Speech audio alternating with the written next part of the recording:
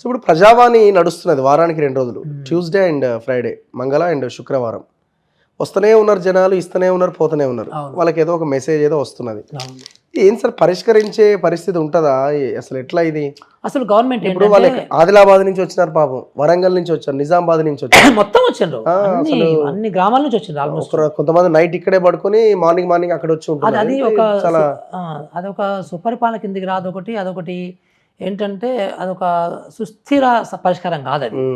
అంటే ఇప్పుడు చేయడం కరెక్టే. ఇప్పుడు ఎందుకంటే ప్రజలకి నేను ప్రజావాణి డిపార్ట్మెంట్ పెడతాను, మీరు వెయిట్ చేయండి అనడం కూడా తప్పే. ఇప్పుడు చేసేది కరెక్టే. ఎందుకంటే వాళ్ళ వెంట అవుట్ కావాలి. సో ప్రజలకు ఒక వెంట అవుట్ కావాలి.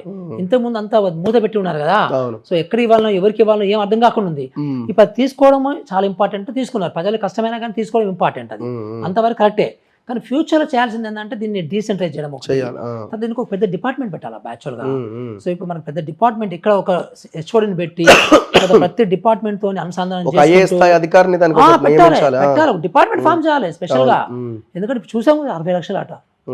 మరి అసలు అంటే మామూలు విషయం కాదు కదా అది. సో అందుకని ఇప్పుడు మీకు ఒక చిన్న డిపార్ట్మెంట్లు ఉంటాయి, దీనికి ఎందుకు డిపార్ట్మెంట్ ఉండకూడదు?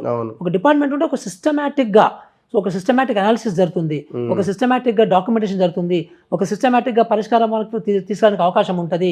సో ఒక సిస్టమేటిక్గా అందరితో కోఆర్డినేషన్ చేసుకుంటూ అట్లా కొన్ని ఎట్లుంటాయి అంటే అసలు నువ్వు పరిష్కారం నువ్వు చట్టం చేస్తే తప్ప పరిష్కారం కాదు, అంటే చట్టం చేయాలి అప్పుడు నువ్వు. సో అట్లా డిపార్ట్మెంట్ ఒకటి ఉంటే అప్పుడు గవర్నమెంట్కి ఎక్కడ చట్టం చేయాలి, ఎక్కడ కొత్త జీవోలు రిలీజ్ చేయాలి, ఎక్కడ ఈ పరిష్కార మార్గాలకి సంబంధించిన విషయాలని ఏ రకంగా పరిపాలన చొప్పించాలి, ఇవన్నీ కూడా ఒక డిపార్ట్మెంట్ ఉంటే తెలుస్తుంది. సో డిపార్ట్మెంట్ ఉండడం అనేది చాలా ఇంపార్టెంట్.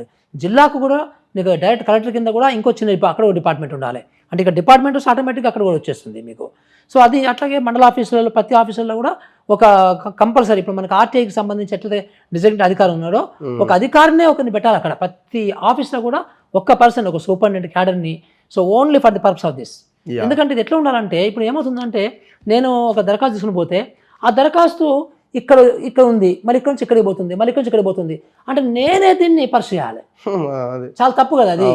నేను పర్సు చేయడం నా వల్ల అవుతుంది అసలు అది? అంటే నేను చెప్పేది పేదగా మాట్లాడుతున్నాను, నేనని కాదు, నాట్ మురళి. సో కానీ బట్ అట్లా ఎంత ఇంపాసిబుల్ అది. ఇంకో విషయం ఏంటంటే నీకు లంచాలు పెట్టాలి మళ్ళీ తలనొప్పి, అంటే భూమికి సంబంధించి లంచం పెట్టాలి. సో అట్లా కంపెన్సేషన్ గ్రౌండ్స్ అంటే బాగా ఇంపార్టెంట్ అన్నిటికీ లంచాలు పెట్టాలి, అది కాదు. సో దానికి ఆ మండలం ఆఫీస్లో ఉన్నటువంటి ఆ కన్సర్న్ పర్సనే he's suppose to take it forward.